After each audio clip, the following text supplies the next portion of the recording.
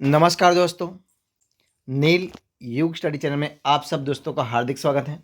आज हम इस वीडियो में देखने वाले हैं सीबीएसई क्लास 12 यानी कि 12 हिंदी कोर एनसीईआरटी सॉल्यूशन, जिसमें टेक्स्ट का नाम है आरोह और इसमें पार्ट नंबर 4 यानी कि काव्य नंबर 4 है, जिसका नाम है कैमरे में बंद अपाहिज। क्या नाम है? कैमरे में बंद अपाहिज। जिस काव्य को लिखा है, किसने लिखा है? रघुवीर सहाय ने। किसने लिखा है? रघुवीर सहाय ने लिखा है। तो इसी काव्य में जो सॉल्यूशन है वो प्रश्नों की तरह और उनके आंसर की तरह मैं आपको बताऊंगा। तो देखते हैं, स्टार्ट करते हैं। सवाल नंबर 1 देखिए क्या है। कविता में कुछ पंक्तियों कोष्ठकों में रखी गई है, आपकी समझ से इसका क्या औचित्य है? तो देखिए उनका आंसर, उत्तर है कविता में कुछ पंक्तियों कोष्ठकों में रखी गई है। ये कोष्ठक कवि के मुख्य भाव को व्यक्त करते हैं। इनमें लिखी पंक्तियों के माध्यम से अलग अलग लोगों को संबोधित किया गया है, जैसे कैमरामैन के लिए कैमरा दिखाओ इसे बड़ा बड़ा, कैमरा की कीमत क्या है? दर्शकों के लिए है हम खुद इशारे से बताएंगे क्या ऐसा, यह प्रश्न पूछा नहीं जाएगा। अपंग व्यक्ति को वह अवसर खो देंगे, बस थोड़ी कसर रह गई। इस प्रकार कोष्ठकों कविता के उद्देश्य को अभिव्यक्त प्रदान करने में सहायक होते हैं। वे दर्शकों एवं श्रोताओं के मध्य संपर्क स्थापित करने का कार्य करते हैं। इनके द्वारा ही निर्देशों का आदान प्रदान होता है। अब देखिए सवाल नंबर 2 क्या है। कैमरे में बंद अपाहिज करुणा के मुखौटे में छिपी क्रूरता की कविता है, विचार कीजिए। तो देखिए उनका उत्तर क्या है कि दूरदर्शन पर एक अपाहिज का साक्षात्कार व्यावसायिक उद्देश्यों को पूरा करने के लिए दिखाया जाता है। दूरदर्शन पर एक अपाहिज व्यक्ति को प्रदर्शन की वस्तु मानकर उसके मन की पीड़ा को कुरेदा जाता है, उसे खुलेआम बुनाया जाता है। साक्षात्कारकर्ता को उसके निजी सुख दुख से कुछ लेना देना नहीं होता। यह पर कवि के कहने का तात्पर्य यह है कि दूरदर्शन पर दिखाए जाने वाले इस प्रकार के अधिकांश कार्यक्रम केवल संवेदनशील का दिखावा करते हैं। दिखावा करते ही नहीं करते, बल्कि बिना किसी लोक मर्यादा के उसका फायदा उठाने से भी नहीं चूकते। अर्थात उनकी कथनी और करनी में पूर्णतः अंतर होता है। ये बात समझाई जाती है। अब देखिए सवाल नंबर 3 क्या है। हम समर्थ शक्तिवान और हम एक दुर्बल को लाएंगे पंक्ति के माध्यम से कवि ने क्या व्यंग किया है? तो देखिए उनका आंसर क्या है।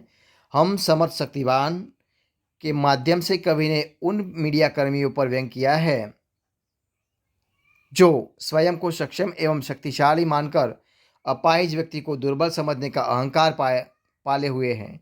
वे समझते हैं कि किसी का भी भाग्य और परिस्थिति बदल सकते हैं। हम एक दुर्बल को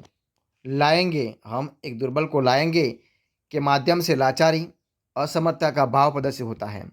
साक्षात्कारकर्ता किसी भी बेबस और लाचार व्यक्ति को लाकर उसे तरह तरह के सवाल पूछकर उसका तमाशा बना सकता है, उसकी मजबूरी को मनोरंजन का साधन बना सकता है। अब देखिए सवाल नंबर 4 क्या है। यदि शारीरिक रूप से चुनौती का सामना कर रहे व्यक्ति और दर्शक दोनों एक साथ रोने लगेंगे तो उससे प्रश्नार्थकर्ता का कौन सा उद्देश्य पूरा होगा? तो देखिए उनका आंसर क्या है। यदि शारीरिक रूप से चुनौती का सामना कर रहे व्यक्ति और दर्शक दोनों एक साथ रोने लगेंगे तो उससे प्रश्नकर्ता लोगों का ध्यान कार्यक्रम की तरह आकर्षित कर पाएगा। उनका कार्यक्रम देखने के लिए ज़्यादा से ज़्यादा लोग प्रेरित होंगे। प्रसारण समय में रोचक सामग्री परोसा पाना ही मीडिया कर्मियों का एकमात्र उद्देश्य होता है। इसे धन और यह दोनों की प्राप्ति होती है। अब देखिए सवाल नंबर 5 क्या है। पर्दे पर वक्त की कीमत है कहकर कवि ने पूरे साक्षात्कार के प्रति अपना नजरिया किस रूप में रखा है? तो देखिए उनका आंसर क्या है। प्रसारण के समय में रोचक सामग्री परोसना ही मीडिया कर्मियों का एकमात्र उद्देश्य होता है। प्रसारण के समय कार्यक्रम को अधिक से अधिक लोकप्रिय बनाने के लिए वे सभी उचित अनुचित हथकंडे आजमाते हैं। उन्हें किसी की पीड़ा को कम नहीं बल्कि बढ़ा चढ़ाकर कुरेद कर दिखाने की आदत होती है। मीडिया कर्मी को सिर्फ व्यावसायिक उद्देश्य पूरा करने से सरोकार रहता है। वे निर्माण की पूरी कीमत वसूल करना चाहते हैं। किसी की पीड़ा को व्यावसायिक रूप से देकर वे सामाजिक जिम्मेदारी की पूर्ति का दिखावा मात्र करते हैं। अब देखिए सवाल नंबर 6 क्या है।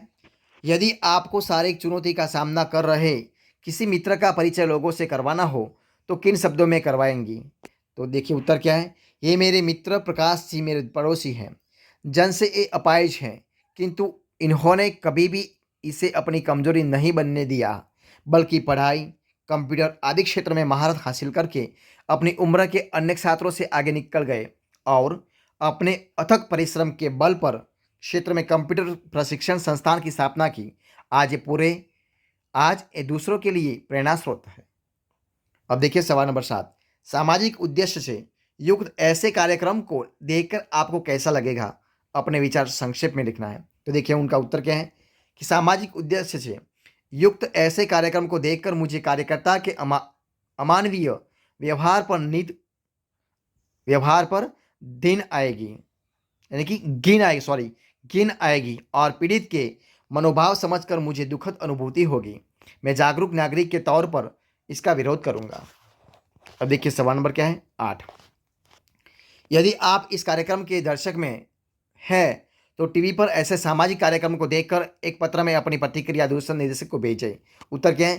तो देखिए एक पत्र लिखते हैं सेवा में निदेशक दूरदर्शन प्रसार समिति। तो देखिए पूरा क्या है। नई दिल्ली महोदय, मैं आपका ध्यान समझौता नामक कार्यक्रम की ओर दिलाना चाहता हूँ।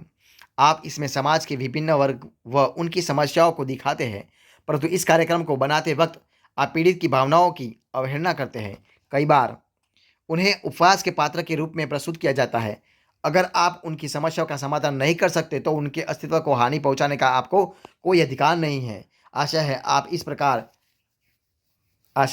आप इस कार्यक्रम के स्तर में उचित सुधार करेंगे। भवदीय अबक, यानी कि जो आपका जिस नाम है वही आप लिख सकते हो। ठीक है। तो दोस्तों ये थे इस काव्य का पाठ का संपूर्ण समाधान। तो अगर आपको इस वीडियो अच्छा लगा हो तो उनको लाइक कीजिए, कमेंट कीजिए, आपके दोस्तों में शेयर कर दीजिए और लास्ट में अब तक आपने चैनल को सब्सक्राइब नहीं किया है तो उनको सब्सक्राइब करना मत भूलें। इसी वीडियो को फर्स्ट से अंत तक देखने के लिए आप सब दोस्तों का खूब खूब बहुत बहुत धन्यवाद।